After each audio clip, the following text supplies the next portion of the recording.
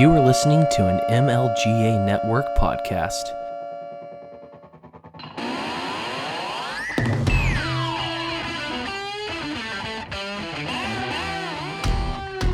Welcome to Make Liberty Great Again, the best damn Liberty podcast that you've never heard of. I'll be your guide as we peer into the ridiculous reality that is our society and our government. Let's get to it. Welcome to Make Liberty Great Again. I'm your host, Cam Harless, and with me today, Kim is back from Lesbertarian, which is always exciting, especially since, Kim, you and I started this show together back in 2016. This is true. So I'm glad that you're doing this again with me because it's great. But today we have a special guest on the show, Miss Suzanne Sherman from the Wasatch Report. And she's also known as the Red Hot Chili Prepper. And today I just wanted to have her on because I have known her for even longer than I've known Kim, since we were in the same, I guess I'll jokingly say neo-Confederate groups. But no, just constitutional groups. Yeah, I think that's where I met her, actually, is in one of those groups too. But yeah, just welcome to the show. Well, Suzanne. I'm delighted to finally be here with you. Thank you. Yeah, we tried this, I think, 3 years ago, too. And some things went south and we couldn't get it to work. So it's like between you and Eric July, it's like makeup, Right. Making up for the past. But yeah, like I said, I met you through a group on Facebook called the Academy for the Study of Liberty with our good friend Carl Jones. Yep. He's the one who pushed me down the road of liberty and actually was the first person who ever mentioned the word anarcho-capitalist to me. I was a stark, raving, slobbering neocon when I met Carl. Really? Wow. Yes. But yeah, he pushed me towards Tom Woods, and Yep. I had already been on the Ron Paul Express before I started talking to Carl, because Carl actually worked with my dad when I was a kid. And so when we came across each other on Facebook later on, it was just, oh, hey, I know you.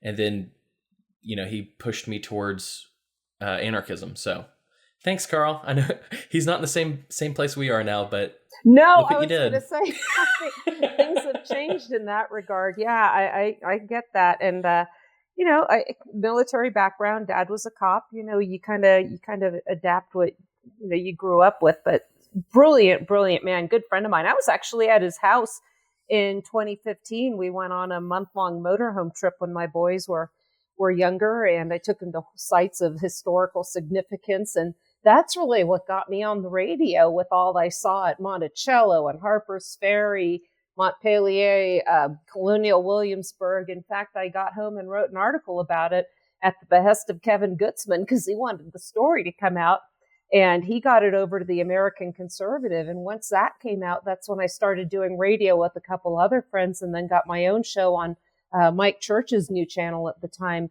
the Crusade channel. What's so crazy is in that time period in 2015, we knew of each other. Right. And I lived not that far from Carl, and yet no one told me you were in town so that I could have met you in person. What a shame. That would have been fun. I'll just have to come out again. Well, now I'm in Florida, so I'm very warm and far from home. Yes, must be nice.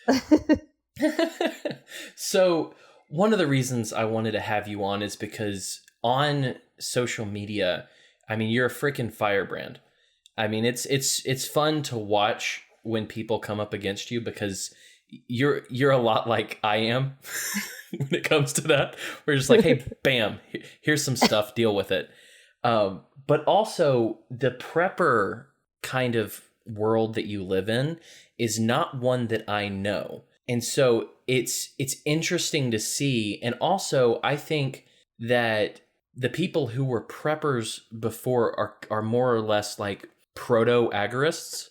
And I was just curious, do you make a connection between being prepared and being a prepper and agorism and counter-economics, staying away from the state? Oh, absolutely. In fact, we use the term personal secession when we talk about secession, in the historical context. I say, that isn't the only solution. I chose to personally secede without even adopting the term when my boys were young. And I pulled them out of the school system. I saw it wasn't working for them. And at the time, they were still in a private school. And I had thought, boy, when they get to a certain age, I'm going to put them in school and go to the gym, ride my horse, have a few hours free. And once they saw that, how they were actually reacting to an institutionalized learning center, I decided to be a full-time homeschooling mom. I gave up my law practice when my boys were really young and decided to focus my energies on that. So that was my first way of getting away from the government. California has requirements that if you're homeschooling, you have to file a certain affidavit with the state. Never did that. When I moved to Utah, I never registered with the school district here. I did everything under the radar, and I can talk about it now because they're past the age of 18. But before, I had to be pretty much on the quiet side with that aspect of my life. It's my favorite. Hey, we're going to go ahead and make sure it's like you have to sign up the fact that you want to educate your children. It's like, thanks. So, these are my children. I can't believe I actually have to fill out paperwork to tell you I can teach my own children. They belong to the state. You find out very early on. I mean, when my children were first born, I had emergency delivery, so I was in a hospital setting, and they come in and take the blood from your kids, put the vitamin K or whatever it is, put the crap in their eyes, and you don't have a say. If you try and tell them, no, you're not going to take blood out of my kid to look for some diseases, they'll call CPS and take them away from you. My wife is working on our fifth kid. It's something that we've put a lot of thought into because all of our children so far have been hospital births just because we did not have the funds to do what we wanted to do, which mostly means I was terrified to catch a baby without someone being around that knew what they were doing. Catch a baby. Yeah, I think it's a beautiful thing. I chose not to do it, and I would have ended up in the hospital anyway with the first one. So. I think if you can get it done, good for you. But I was an older mom. I didn't have mine until my mid to late 30s. So. Well, yeah, my wife, this time we've been able to actually hire a midwife. So we're doing it at home. What's funny is we talked about how Carl pushed me towards liberty and anarchism, but my mom took me out of a private school, which my family couldn't afford anyway, when I was after 7th grade. And then she started teaching me different things, which was funny because without knowing it, she didn't know what Austrian economics were, but she taught me Austrian economics. And she didn't know that she was teaching me the non-aggression principle, but she was teaching me the non-aggression principle. And so years later, when she's going full neocon on stuff and I'm, arguing, I'm like, you did this to yourself, right? When I was probably in 11th or 12th grade, I had a knockdown, drag out yelling match with my dad over how I thought that the war in Iraq was wrong. And he did not agree with that assessment. And my mom was like, where did you get this? And I was Mom. like, you. But yeah, I mean, homeschooling, getting away from the state is like my personal ideal. Like I don't like to use labels so much just because, well, except unless I can make one that's actually very accurate, because words, any of the words that you use to describe yourself these days are so loaded with meaning that you have to argue against people about what that word means before you can have a decent conversation. Right. I try to make it very simple. I was just at a gathering where there were a few hundred people there last week, and several of them listened to my show and read what I have to say. And one of them put his arm around me like, kind of like, well, we still like you. You're not really a conservative. Well, do you even know what that term means? And at this point, from what I've seen, in fact, go to my page today and there's a post I put up about Donald Trump wanting to make flag burning a federal crime punishable by a year in prison. And you'll see exactly what we're dealing with, that mindset. And, if that's conservatism in its purest form, I want nothing to do with it. Oh yeah, me neither. Like I don't regularly burn American flags, but that is something that everyone should have the right to do whatever they want with their own belongings. Like, it makes no sense to me why that would be a federal crime because it all it amounts to is hurting people's feelings. Exactly. Which is funny because it's supposed to be the left that's all about the feelings, but the right has their feelings that you're supposedly not supposed to stomp on either, which is They're just as bad.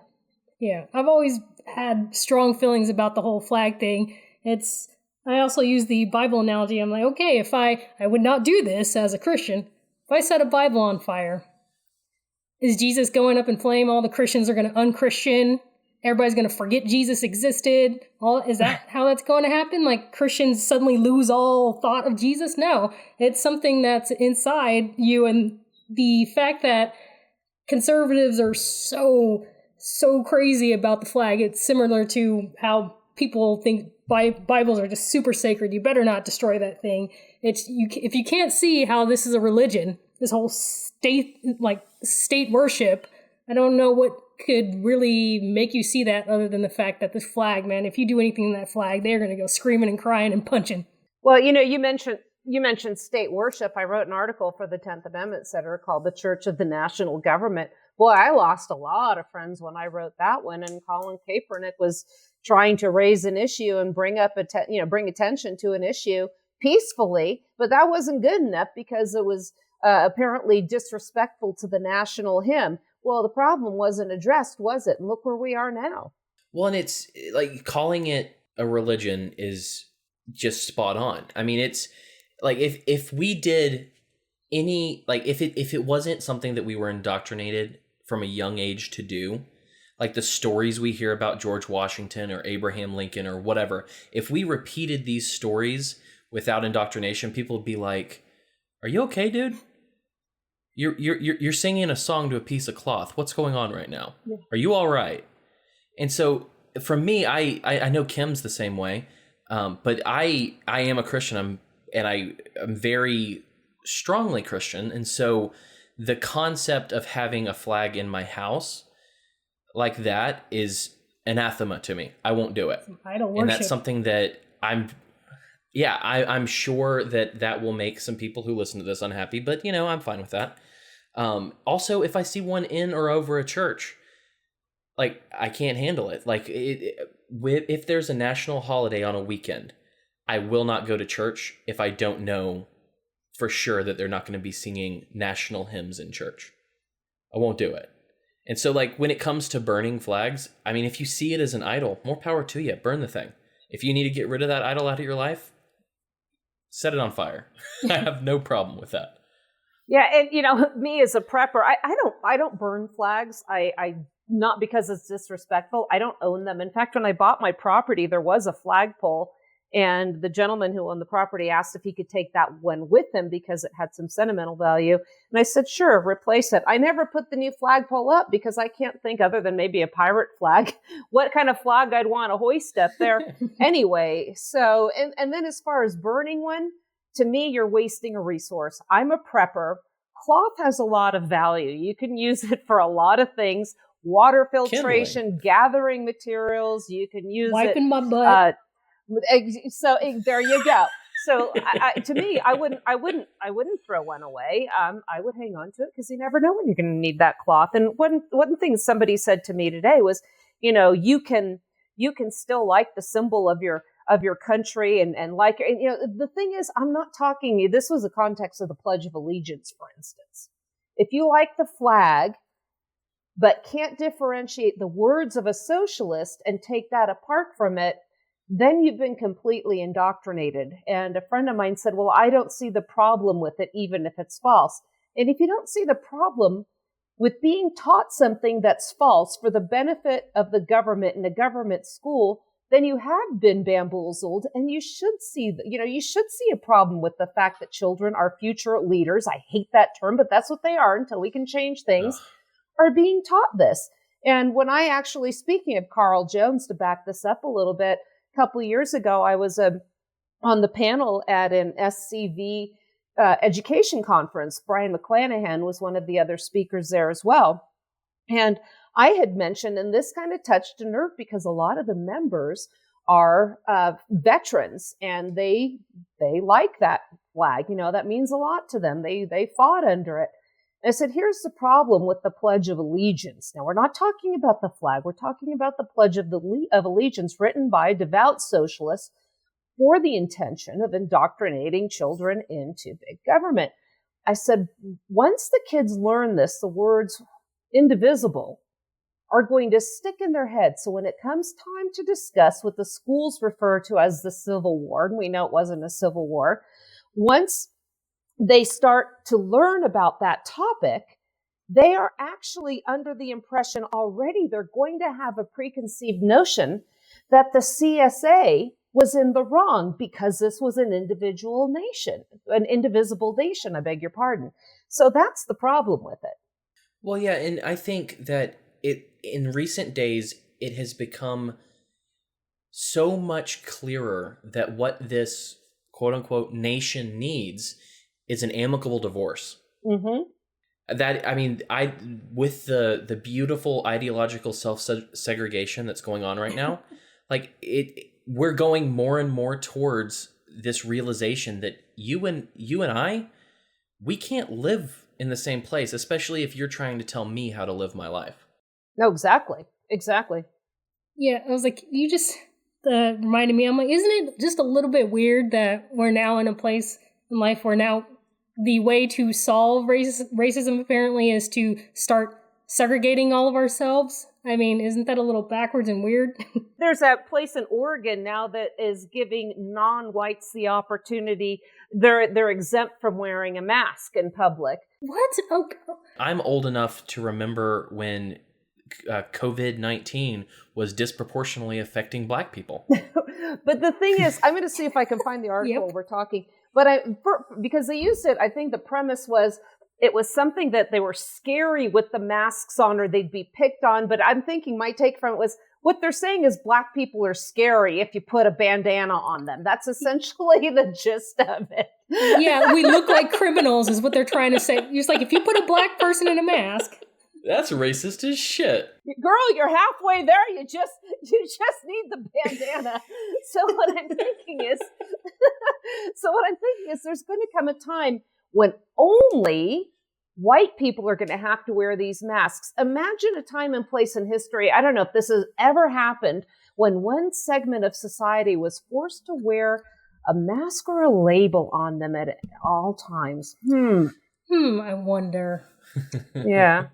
Let's make it a star. That'll be pretty. Yeah. I am curious though, like what led to being a prepper? Like what were the dominoes that fell that made you go, you know what? I can't do it at all. Yeah. I've got to get ready for the end. And that's not why I prepped, was to get ready for the end. I grew up in California. And, when you're learning, San Francisco is my hometown, if you can believe that. So, and this was funny, going back to the SCV education conference in Alabama, Carl introduced me as a lawyer from San Francisco with the last name Sherman. So I ended up actually winning them over and got a completely spontaneous standing ovation when we were done. But the thing is, what got me into preparedness was growing up there, and you're hearing about plate tectonics and California's eventually going into the ocean. Thank God. What? I know, not soon enough. So what happened was I was freaked out about that as a kid. And as I grew up, I understood the concept of plate tectonics. And sadly, it wasn't going to happen in my lifetime. But we still had earthquakes to deal with. And I never really got prepared. I always knew I should. But once I became a mom, something triggered me to take care of these boys. And my family. So I thought, okay, we live in earthquake country. I had a plan for where we lived, backup place if something happened, if a major earthquake hit. Started putting little emergency bags away, shoes by the bed, things like that. So earthquake preparedness. Well, what if it's going to be a really big one and it's hard to get some food, putting up extra food. I had plenty of land. Somebody said, you should start growing things. Oh my gosh, I can't. No, it's really easy. So I started doing that, learning about gardening. And then I had to learn different ways to preserve my harvest because, it was really easy to grow stuff out there. And it became a really fun hobby. I got my kids involved. They played in the mud and planted the food. They liked picking. And once I started following, I think, the political realm more, and thanks to people like Carl and you and that group, the Academy, boy, I started learning things weren't really what I was taught in school, let alone law school. And I thought, well, what else have they lied about? And if they're lying this much, maybe I need to start paying attention to, the farther picture, what's going to happen further out. This was after 9/11. And also there was a case that went before the Ninth District Court about students wearing American flags at Live Oak High School on Cinco de Mayo. There was a big protest right by my house. I didn't know how violent it was going to get. There are a lot of gang members, a lot of gangs out in that area. This was by Gilroy, California. So I just decided, I had a feeling that things were going to get worse, politically, economically. So I decided to leave California. Plus, it was getting very expensive. And by that time, I was in full prepper mode. And I thought, okay, now I want to turn it up a notch. I want more land. I want to be remote. And I want to be in a place where I can live indefinitely if the fecal matter hits the fan. So that's how I ended up finding this place out here. I'm in a very remote area. My neighbors are a half a mile away. I learned to hunt. I learned to butcher and preserve my own meat. And I have raised beds and gardening out here. I raised chickens. So what started as a fun hobby ended up a complete, total change in my lifestyle. And now with everything going on, I'm kind of saying to the people that thought I was nuts, who's laughing now? Right? That's one of the things that's been so crazy lately is just so much unrest. And I was talking to, do you know who Monica Perez is? The name's familiar. She has a show called The Propaganda Report. Okay. And I had her on the show 2 episodes ago, or 3, according to when this will be released. But she was talking about how she's having, because she was in Atlanta and she lost her job for on the radio for questioning coronavirus. I do know who she is. Yes. And so when I was talking to her the other day after we got off, because she had talked about how she wants to look into agorism more and she needs to learn how to grow a tree. And I was like, you need to talk to my friend, Suzanne. You know what? She was on my friends list before I got banished. In fact, Alan Mosley calls me Facebook Jesus. I keep coming back from the dead. But no, it's like I read an article just this afternoon. Like you were talking about how there was trouble around students wearing American flag shirts. And I came across an article, I sent it to Kim. They're changing the name of their students' ID cards from the Freedom Card to the RMU ID card because allegedly it makes people of color that go to the school feel dehumanized. The word freedom? The word freedom. I don't know how the word freedom, which their ancestors were freed, and somehow that's insulting. Okay. Kim, are you triggered? Are you triggered right now? I'm triggered at how stupid that is. I'm like, really? I'm like, I love me some freedom. Give me that freedom. Yeah, where did they come up with this? Well, and also another thing that came out today was the FBI's report on what's his name, Bubba something, a NASCAR driver. Oh, the fake noose. Another fake noose. Like, you know that we as a quote unquote nation are in a tailspin where when you hear a story about especially a celebrity or higher profile black person finding a noose, you immediately go, I doubt that. Yeah. Because typically in the past you'd go, oh man, that's awful. I can't believe that happened. But how many fake nooses do there have to be before we just go, okay, obviously this tactic doesn't work? It's always a celebrity too. I'm all like, well, shouldn't we be seeing nooses all over the place? Well, it's like I forget where it was, but there were a string of hangings. Oh yeah. Yes, I was just going to mention that. Of black men and one Mexican guy that happened recently. Lynchings. And they're like, in the way the article read was with Trump's racism and everything that's going on, there have been more hangings of young black men. And if you actually go into the article, it talks about how 4 out of 5 were ruled to be suicide. And the one they didn't know for sure, but it looked like there was no struggle. And so it's like you read it's the classic example of the corporate press being factual but not truthful. But and they also talked in that thing about how, oh, well, people are finding nooses in trees around the area. And it's weird that my first thought after Jussie Smollett and this other guy was, I don't believe it. I think that that's just a tactic more than anything. There may be some out there, but I feel like that's just a surefire way to fire people up. Well, and it makes headlines, but then when it turns out that it's false, there's crickets. I don't know if you remember this. This was, maybe 10 years ago. I think it was out in Michigan.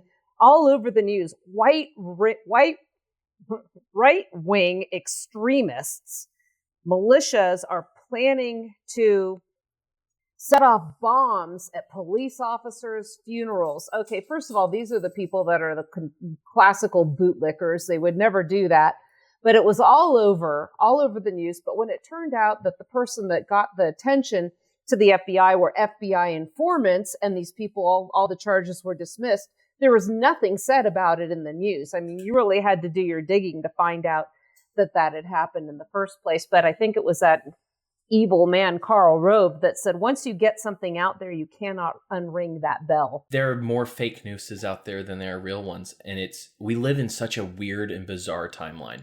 Like, I don't even know what to do with it anymore. The mask has dropped so quickly on like the corporate press and on the left that I don't know how there are people who are still like, oh yeah, this is totally real.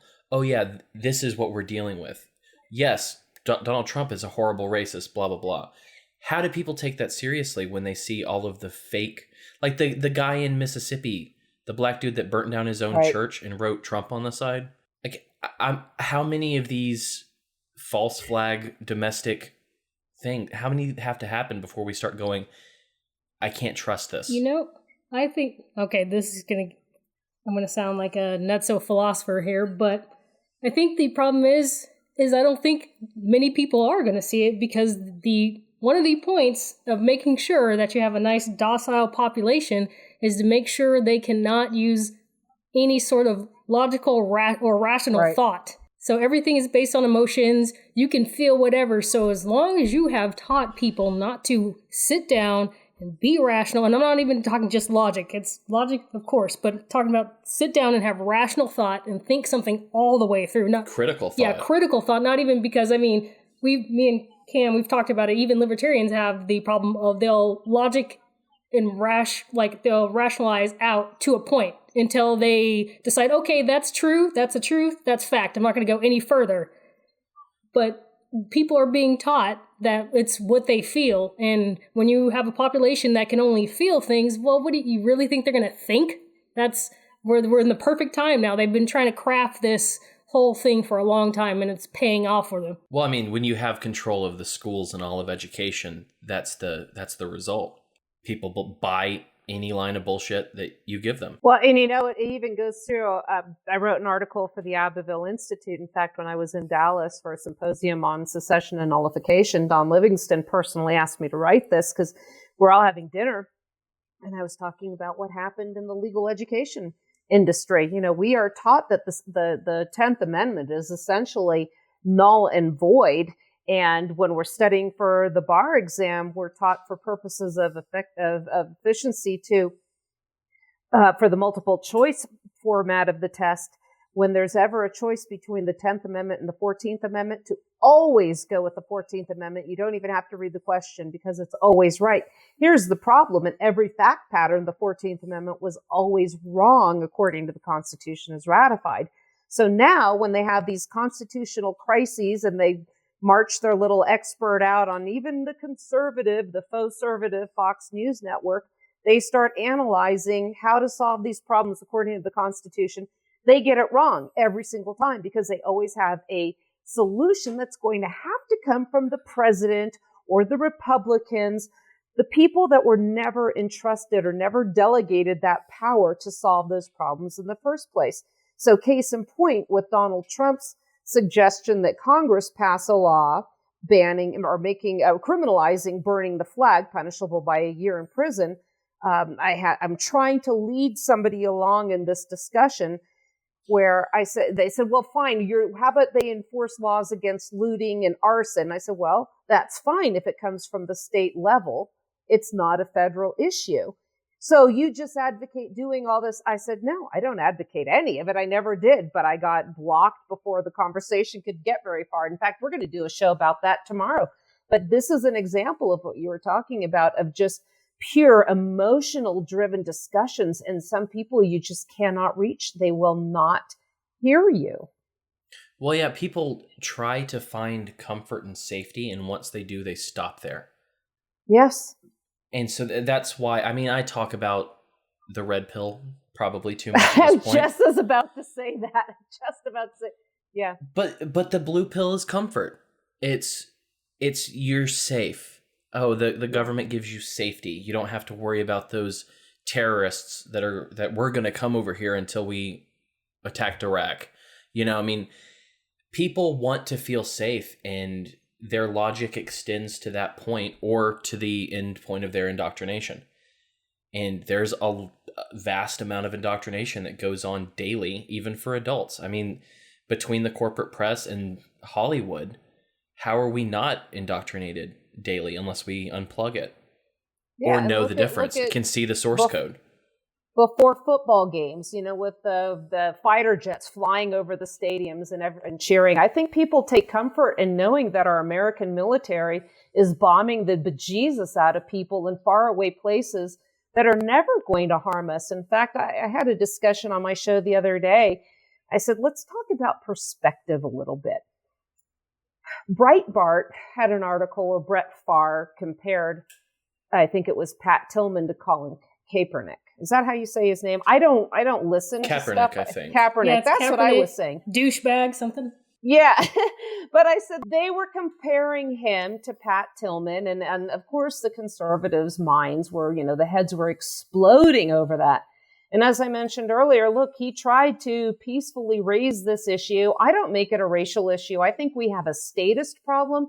We have a law enforcement and a government problem, not we have a racial power problem. Yes, not and by calling it a racist problem, doesn't that give the government a nice little pass? They can hide in the corner, kind of watch the drama unfold while they get a complete pass. But I said, Colin, we're just going to call him Colin, was trying to raise this issue of people being harassed, intimidated, shaken down, taken down, killed by law enforcement. I call them the Crown's henchmen. And it's getting to be a real problem. Police brutality, overreach has been an issue for some time.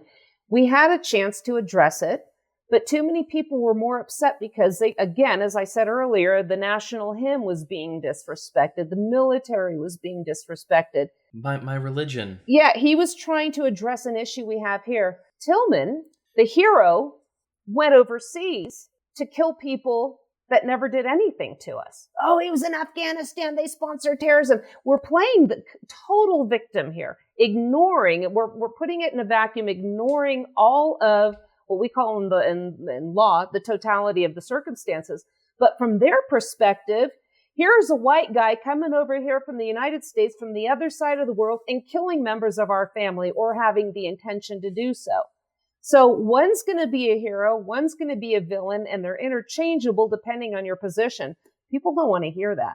I think if you want to watch a conservative's brain explode, my favorite thing to do is when they complain about Colin Kaepernick, you go, okay, so let's say that Colin Kaepernick wasn't protesting racial police violence, but rather was protesting the laws of the United States that allow unfettered access to abortion. Or open borders. Right. If he was, abortion really does him in, because that's a really strong, there's a lot of emotion behind it. Like, I did it to my mom. I said, Mom, if you saw the flag of the United States as the country that is fine with abortion up until 9 months and birth, would you feel the same way about Colin Kaepernick if he was saying, we need to take this time to look at how we treat unborn humans?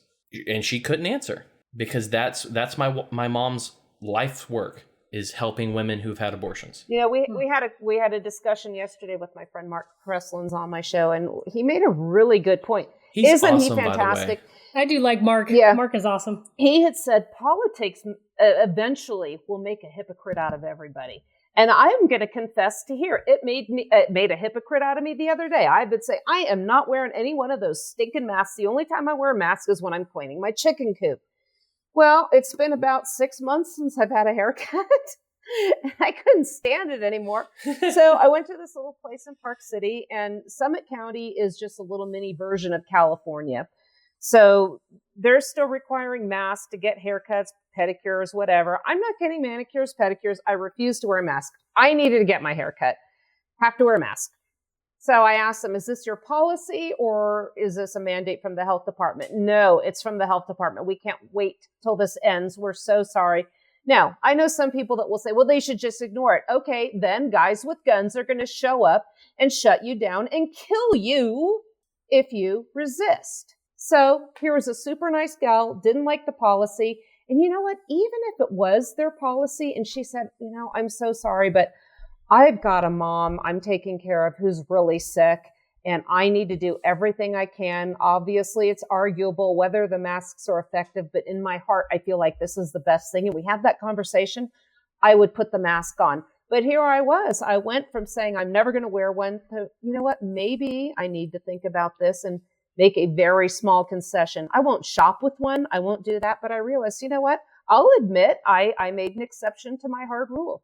And I don't think that there's anything wrong with making that concession if it means, you know, respecting or taking care of someone who has legitimate concerns.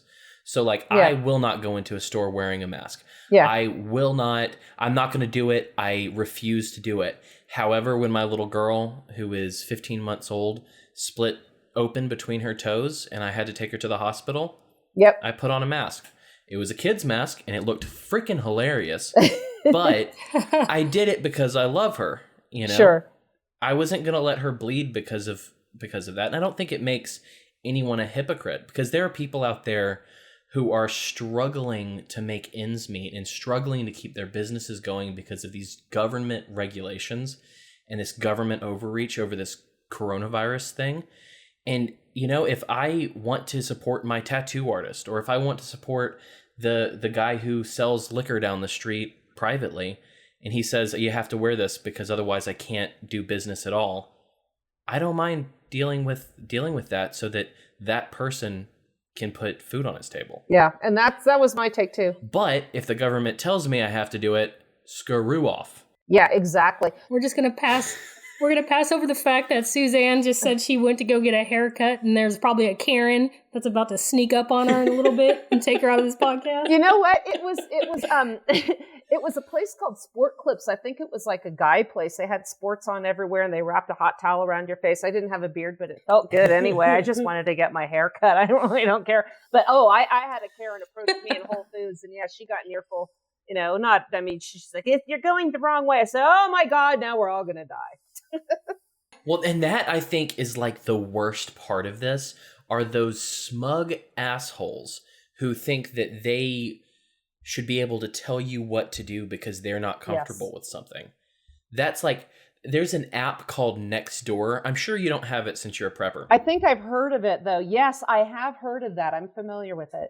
It's a hellhole because people who were like 30 years old were going on there being like, well, I went into Publix the other day and only 1/3 of the people were wearing masks. And how selfish do you... Shut up. Is this the Soviet Union? Why are you telling on people? What is wrong with you? Here's a little bit of spin from what's going out here in Utah. The Mormon Church has come out across the state encouraging Utahns to wear face coverings. And this is the justification. We, the undersigned faith community leaders, appeal to people of faith all over the state to wear masks and practice social distancing, sacrificing a small measure of comfort for the sake of saving lives. We recall that the greatest commandment is to love God. The second is, like unto it, to love one's neighbor as oneself. One cannot claim to love one's neighbor while deliberately putting them at risk. It was just painful. I just find it amazing that the people that you will talk to week in and week out at church who talk about faith and believing that God can heal anyone and can protect, shut down the churches and told people to stop going to church immediately. Like, I'm not saying there isn't some wisdom in doing certain things, but it's like you would think that the one people who claim divine providence would be like, you know what? We're not going to shut down the church because we believe that we can do this intelligently. And they've been the most compliant. I would think that after all the pundits came out and did their mental gymnastics saying, well, clearly the health of the community and the health of the African Americans, I hate that term, the health of the African Americans. Yeah, thank you.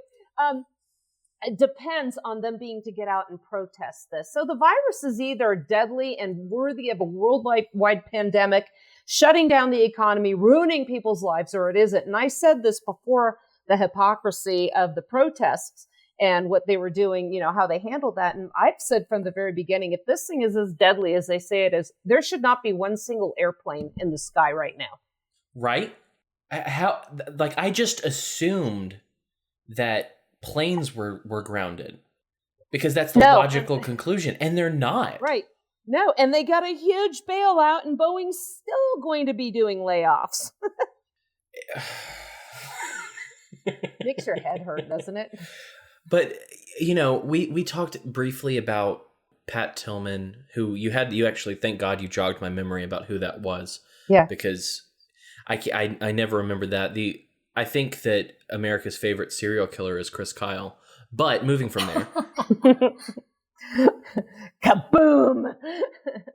No, like it made me think about blowback in what we're dealing with now. I talked about this with Monica Perez briefly, but if you look at what's going on with the unrest due to the George Floyd murder and then Rayshard Brooks murder and everything that's going on with police shooting more people in this block of time than they normally do, like I think it's like 3 times more or something like that.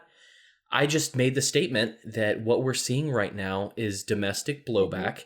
And not only that, with the cops doing more and more people dying than normal, I believe that we're in a blowback loop. I think that until someone makes a concession, we're stuck in this loop. This is exactly what I told Mark Kreslins the other day. We were having a private conversation, and this was before everything just went insane with the social justice rhetoric. I said, I see this as brush fires of freedom. These protests, this is when it first started happening. These protests, people are sick and tired of government. We're not sick of hating each other because of the color of our skin. We're sick and tired of government, and people are protesting. But like the Occupy Wall Street movement, which started as a legitimate argument against the Fed and fiat currency, it was immediately hijacked by the Soros and the you know, those kind of the neo-Marxist contingency. Take a crisis that has a legitimate, valid meaning, a real a topic that needs to be covered, and let's bastardize it and turn it into something that's going to take attention away from the real root of the problem. Right. Well, and that's another thing that I've talked about is the left right now, like defund the police. Just everything that they seem to be doing right now is a bastardization of the things that you, me, and Kim have been saying for years. Ugh, yeah. It's like defund the police. Oh, but not really defund them. Really, we want to move it into social services and blah blah blah. And it's almost delegitimizing. And they'll still us. kill you. Right. You could still be a Duncan Limp. And it's like, that was one of the things that was crazy to me is, yes, Duncan Limp was white. Do you know the Duncan Limp story, Suzanne? Yes, shot in his bed. He was sound asleep. We have that go on. And white people are so cucked by the government that they see something like that happen and they go, oh, that's a tragedy. That's sad. And that's it. Maybe it's because there wasn't released what's the body cam footage of it? Right. But how is it that white people are just like, oh, well, you know, that's the cost of doing business when it comes to government? I had a discussion with some people out at this gathering that I was with. And essentially the argument boiled down to, if you're not doing anything wrong, you don't need to worry. Oh, God, said, I hate that. What about Breonna? Was it Breonna? Breonna Taylor. Taylor. Yeah, Breonna Taylor. Tell that to her. Huh? Who's that? Maybe you shouldn't have these discussions if you don't know any of the facts. And then it was, well, I don't care if they're wrong and you shouldn't be, and if you're being arrested and you didn't do anything, settle it in court. Okay, I practiced criminal defense. Well, also tell that to Daniel Shaver. Yes, that was another one. Tell that to him. He did everything right. That guy was a sadistic bastard. We saw what was on his gun. He was looking for an opportunity. And he now gets a pension because he has PTSD from shooting a guy in cold blood. I'll tell you what, maybe I shouldn't say this, but if that were my kid that was gunned down in the hall. Mm-hmm. I feel you. I do. Yeah. Yeah. And then it was, well, settle it in court. Again, Daniel Shaver never got his day in court. How dare you say that? And when you do go to court, yes. Settle it in court? If you don't get a public defender, it will cost you thousands. It will ruin your life if you're already struggling. When I was, this was 20-something years ago when I was practicing back then, a jury trial, they were charging almost $2,000 a day for that. Who's going to pay that? Jury selection can go on for an entire week. Then you've got the trial. People don't have that. Their day in court, what do? They will take a plea and have a conviction of the records just because they have no other choice. The criminal justice system, the good thing about this, because people are saying, oh, what's going to happen if we defund the police? Did you hear what happened in Colorado? They got rid of qualified immunity for police officers. They can be held personally liable now for that egregious abusive behavior. And a friend of mine said, well, now nobody's going to want to be a police officer. Good. Oh, thank God. Good. Yeah. Good. Yes, this might be the best thing ever. Resign. Freaking perfect. And you know what? If we have a shortage of law enforcement officers, if we have to free up some time, maybe let's take out these bullshit window tinting laws and all this other crap that they're, putting back. Life, liberty, property. Stop with the moral police. Stop with the no victim, no crime. If there is no victim, why are we putting people in prison over plants or anything like that? Colorado, as we know, did legalize recreational marijuana. I love going to Colorado. So's Vegas. Amen. Yes, Vegas. Not to mention, if the amount of police are lowered, that opens up some free market possibilities. Yep. Suddenly, people are like, you know what? I do feel like I need protection. Maybe one of these police officers that quit, maybe we'll hire him to be our full-time bodyguard in our neighborhood. And he'll know us.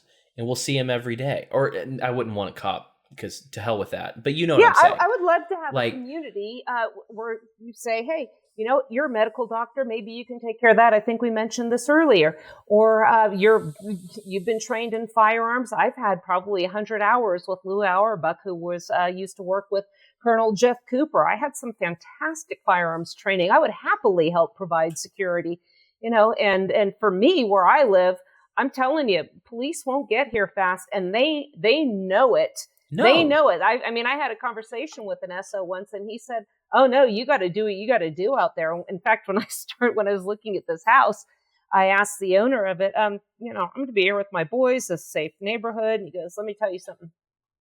Nobody out here calls the police. If you have a problem, you call your neighbors, and they will all show up. And then he laughs and goes, then you especially don't call the police. You live in an area where you can take care of yourselves. And the reliance, people think that, well, if the police are defunded, what will we do? Well, let's let them focus on the stuff that really matters instead of having them, act like road pirates. Well, and I had that conversation. I briefly talked about this with Monica. I had that conversation with my mom because she was like, can you believe these people want to defund police? You don't believe in that, right? And I'm like, I've been wanting to defund the police for the last 10 years. What are you talking about? That is what I want. And she was like, well, then how would that look? How would we live without police? I'm like, you really think that if someone comes to your house with a gun, the police are going to get there fast enough to save you? And she was like, well, no, not now that I think of it like that. And I'm like, first off, you're your first responder. They're like 17th responders. Secondly, how great would it be if you had a paid security team in your neighborhood 24 hours a day, 7 days a week, who, if something like that happened, you call that number and they're there within 30 seconds. I hope you can put them on layaway. What's better? Some of us are real poor. Well, that's the thing. I mean, of course, the market, I'm sure they'd make a way. I mean, people who, like, developers would want to make that a part of what they do, or it'd be a part of your rent. They want to make more money, so places that have security. Yeah, they maybe buzz through once or twice a night, but that could always be, changed, and everybody contributes to that. So I hope what we have now is certainly not working. I'm just seeing a story that came across now. Louisville detective was fired over the killing of Breonna Taylor. Good. Great. Now sue the pants off of him. Make him pay for the rest of his life. Yeah. Restitution, please. Yeah. Well, and then George Floyd. I mean, come on. If you want to be a good cop, resign. Well, I love what Higgs said. What Robert Higgs said, every law enforcement officer goes to enforce all laws, regardless of whether they're moral, ethical, pursuit of any kind of safety or justice, any legitimate reason for whatsoever. And he says, therefore, all cops are bad. I don't say that. I like to not point with a bad brush, but we have a really flawed system here. The criminal justice system. Remember, I used to practice criminal defense. So here I am. I've got my client coming in, private counsel. My first obligation is, guess what? Not to my client. My ultimate obligation, my duty lies with the court, not my client. The judge is an employee of the government. Yeah. The clerk, the bailiff who greets them at the door, the prosecutor, and the juries are all scared shitless of everybody in there. I want to go back into court one day, and when they do that all rise bullshit, I'm going to sit my happy butt down in that chair and not get up. And when that judge says, or bailiff says, you need to stand up, why? Show respect for the court. Why? He's just a lawyer in a government-issued costume, just like me. In fact, I'm paying his salary. In fact, you stand up for me and say thank you. Say thank you while you're at it. And they call it contempt of court. Give me one reason not to have contempt of this process. One. I can't come up with one. They've earned our contempt. Yes. But, and you're right. Like, I don't typically go out there and talk about how everyone who's a police officer is bad, because I know that there are a lot of people who've fully bought into the idea that police are good. Exactly. There are people, just like the people who enter the military, they think that they're going over there to be heroes. That's what they've been indoctrinated to think. They've been sold a bill of goods, but that's what they've been indoctrinated to think. However, to be logically consistent, I will say once they put on that uniform, they are no longer good. Yeah. Because they are doing evil. I mean, I don't I don't like to go too hard on this, but my common stance today, when I was driving home, I got hit by a car. I got rear-ended. There was like no damage to my car.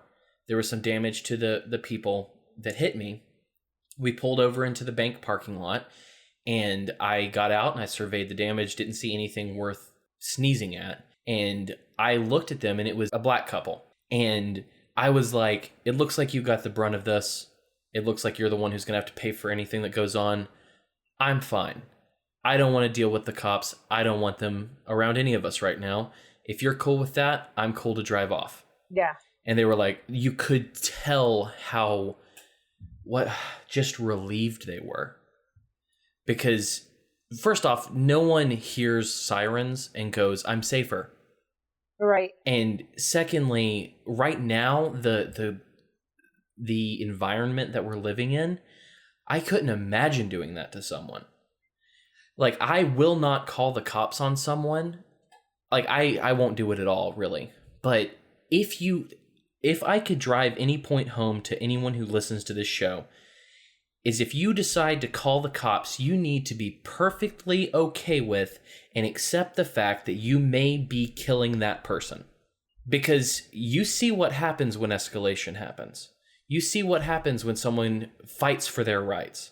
They come with guns. Who was the gal in Houston? The gal in Houston, they did a welfare check Her door was open. What'd they do? Rather than going to this front door asking what was wrong, they went through the gate and to the side, saw her standing in her bedroom, and shot her. Shot her. Killed her. Well, we don't know if she's okay or not. We do. She ain't. Thank you. Right. If you don't take that into consideration, you have no business calling the police. I want people to stop and think before they call the jackbooted thugs to take care of their problems. That's all I want at this point. That's like my minimum bar. Please stop and think. Yeah. Think about whose life you might be ending. Pointing the police at someone is like pointing a loaded gun at someone. You don't do it unless you're bound and determined to kill that person. Which is a real sad story, because technically, in a world where we didn't have this craziness, those are the people you should be calling. Especially if you don't have a gun, you should be able to go, I should call the cops. That's their job to protect me. Which is a super sad story. That's where we're at. Backwards ass world. I'm old enough to remember back in the day when they were called peace officers. You know, there was a TV show I used to watch with my dad called Adam 12. And two cops going around trying to help people out. They were good guys, getting only the legit bad guys. And they didn't have all the body armor. They had that regular cap on their head. It was just a completely different look. I like to refer people to Radley Balka's book. I'm sure you're familiar with it, Rise of the Warrior Cop, and the militarization of the police. And not only the police, but even administrative agencies. I mean, for crying out loud, if you're selling raw milk, you can get a SWAT team at your farm. Well, yeah, and if you look at it, like I did a series on Waco that if you haven't listened to it, I really hope you do. But the what's it? ATF was a part of the Treasury Department before they were moved into the different. I forget what they're under now, but I think it's the same Homeland Security or something. But it used to be a part of the Treasury Department. Why does the Treasury Department need guns? Why does the FDA need guns? Why do they need SWAT teams? None of this makes any sense to me. But one thing that I wanted to ask you about, and this is completely off topic, so I'm sorry, but you mentioned that you were a raging neoconservative before you came to the dark side and joined us. Right. I came across probably the most disgusting yet entertaining story about a neoconservative I've seen in years the other day. And I need to know if you heard about it and what you think. And I'm going to tell you some details, and I told Kim I wasn't going to tell her until we recorded because I wanted her honest reaction. But did you hear about Lindsey Graham's most recent woes? I think I saw something about him, but I typically see Lindsey Graham and stop reading, so go ahead. Amen. Okay. So Lindsey Graham is, I'm not even going to say ambiguously, clearly gay. And a couple of weeks ago, a bunch of male escorts decided that they were going to get on Twitter and start spilling the beans about Lindsey Graham using their services. And I laughed, and then I kept reading. And I have to tell you about something called Lindsey Graham's Ladybugs. Do you want to hear this? Why not? I mean, I guess. So, when these guys were describing their time with Lindsey Graham, they talked about how he got up on the bed and assumed the position, and one of them asked him to please wipe his rear end because it looked dirty. And so he did so, and then the dirtiness still seemed to be there. And then Lindsey Graham replied, "Oh, those are moles. I call them my ladybugs." Shut up! Oh, no. Oh, no. I will never think of a ladybug thing. The image in my head, I'll never forgive you for. Oh, God. I read that and I was like, I'm starting an indie band called, and also they called him Lady Graham. And so I want to start a band called Lady Graham and the Ladybugs. There's a joke about eating aphids, but we're just not going to go there. my goodness. I'm sorry. I just had to share that because I've forgotten to mention it like a million times in different shows where I'm like, this is important stuff. Oh my goodness. Wow. So yeah, I'm sorry and you're welcome. Goodness. What haven't we Wow. covered yet? Well, the one thing I wanted to talk about, though, is one day I'm going to have to get together with Suzanne, and we are going to make the prepper's guide for the ghetto people. All the ghetto folks that are stuck in crappy apartments, we're going to figure out. I'll tell you what, How to do this. especially, I have done some shows. I had somebody in New Jersey who said, I don't know what to do if from COVID we don't get the police. And I just laughed. I said, are you kidding me? She says, no, you don't understand. I can't protect myself out here. I'm in New Jersey. And I've actually done some articles for people in high rises. I wrote an article for Survival Dispatch, raising apartment livestock. So yes, if you're talking about the ghettos, people in the ghettos can actually have a replaceable, sustainable supply of meat. Rabbits, rats, guinea pigs, you can raise in your apartment. So we can talk about that. I would love it. Wow, I like that. Sorry, Cam, I definitely just interrupted you. No, I don't think you did, but I can't remember what I was going to say next. It happens though. But no, I mean, this is the world we live in is so bizarre and so like ironically beautiful in its hilarity, because I don't like Donald Trump. Straight up, I hate so much of what he's done. I'm glad he hasn't gotten us any new wars. But like, we live in the timeline where we have the president of the United States regularly trolling people on Twitter. And I don't think it gets more entertaining than that. And if people on the left or the more the respectability Republicans think we're ever going back to what was happening before, they're out of their damn minds. There's no going back from this point, and it's going to be hilarious, and I'm very happy about the hilarity. Well, it's pretty much all we've got left, isn't it? If this government is good for nothing else, enjoy the entertainment value while you can. I mean, that's how I try to maintain what is left of my sanity, is to try and find the humor in some of this. But at the same time, when you go out and you see the people in the masks, I saw a woman out in Park City on a trail today, nobody around her within hundreds of yards other than cars with the mask on. Why? I saw people driving with masks. Yes. I mean, for the short time I had that one on, when I was getting my hair trimmed, I hated it. And they did say that it causes oxygen deprivation. So maybe these people have lost a lot of brain cells and they keep doubling down. And what we're seeing now is the states, I think it's New England states, are having 14-day quarantine for everybody going there. Who can travel with these states and take 14 days if they're not planning to be there for a long time? Right. One of the things that I just remembered that I wanted to say at the end of the defund the police conversation was, I absolutely want the police to be defunded. I agree with Kim. It's sad that we're at a point in our lives where the people who are supposed to help us are often the ones who do the most damage. But I want the defund the police to happen. But what I want in conjunction and at the exact same time as that is reinstitution of the Second Amendment.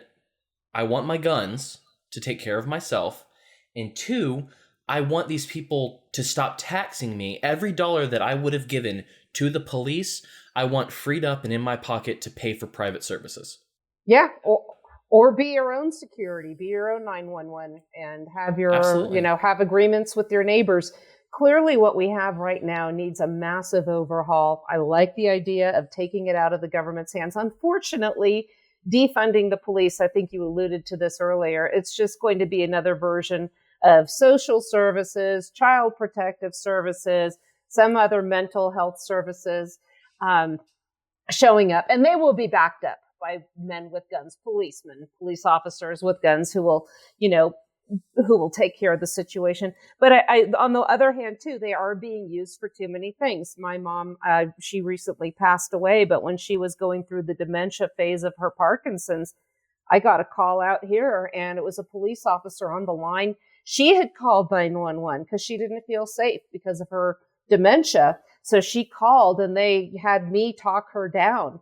So I get that side of it. They're being used for too many things, but can't society handle some of their own problems? How many things can society do apart from having government agents with absolutely no accountability? Like we said, we talked about, their immunity, qualified immunity. There's no accountability there. There's going to be accountability if there are private organizations or individuals working together to protect a community that the police don't have to answer to right now. Not to mention that if they defund the police, which are typically paid for locally, the feds are going to use that as a means to centralize the force and to make everything up to par.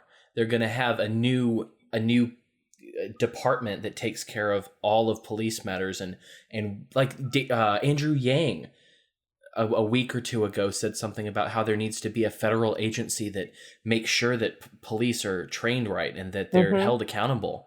If you don't think it ends in more centralization with the current leftist call for defunding the police, I can't help you. Well, and if you think about it too, the federalization, nationalization, is actually a more accurate term, even though it's not the one used, is really the reason we have these problems with civil asset forfeiture, equitable sharing. Now, if you and I went and took, let's say, Kim's car, took it away from her and her money or guns or weed or whatever, and we split it up, that would be conspiracy. We'd be co-defendants. But when they do it, it's equitable sharing. Yep. But I think I probably need to wrap this up so that people don't go, why are you talking so long again, Cam? It's been great. Everyone else is interesting, but you need to shut the hell up, Cam. But before we go, I want to know, is there anything that you are interested in sharing with us that you want people to look into with you? If you want to be reached, do you have a Twitter or some place where people can get to you? What's the best way to get more Suzanne Sherman content? I actually have a website, Suzanne, Suzanne, C. Sherman, Sherman, middle initial C, SuzanneCSherman.com. There's a way to reach me there. You can send me an email, and you can read my published articles from 10th Amendment Center, Abbeville Institute, American Conservative, and then I also have a page with my self-published blogs. And also check out my podcasts, The Red Hot Chili Prepper, CHILLY Prepper, and The Wasatch Report. Those are both Facebook pages as well. And anybody that has questions with regards to preparedness, reach out, and I'm happy to work with you. Thank you so much for coming on the show, Suzanne. I've been trying to do this for 3 years, and let's do it again when the shit hits the fan even more so that we can talk about what's going on at that point. Oh, I'd love to. I so enjoyed both of you. Yeah, I'd love to do this on a regular basis, whatever works for you. I appreciate it. I'd love it. If you want to reach my good friend Kim Shang, hit her up on Twitter. Just type in, she's like me, just type in Lesbertarian. I love Throw that. a Gmail at the end. It'll get to her. Lesbertarian on Twitter, Instagram. That's where you'll find Kim. For me, just type in This Is MLGA. This is MLGA at gmail.com if you really like Gmail. As always, thank you guys for listening, and do your best to stay sane.